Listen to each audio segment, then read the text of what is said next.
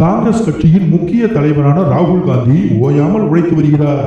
பாஜக ஆட்சியின் அட்டூழியங்களையும் மக்கள் விரோத போக்கையும் கண்டித்து நாடாளுமன்றத்தில் தனது எதிர்ப்பை வலுவாக பதிவு செய்து வருகிறார் ராகுல் காந்தி.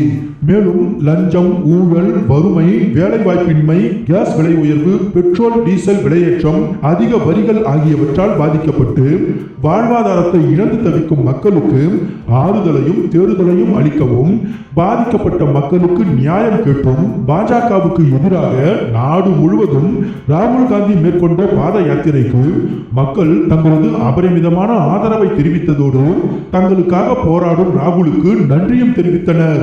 இந்நிலையில் கொட்டும் மழையையும் பொருட்படுத்தாமல் தேர்தல் பிரச்சார பொதுக்கூட்டம் ஒன்று ராகுல் மழையில் நனைந்தபடியே மக்களிடம் பாஜக ஆட்சியின் அக்கிரமங்களை பற்றி பேசும் வீடியோ ஒன்று இணையத்தில் வைரலாகி வருகிறது.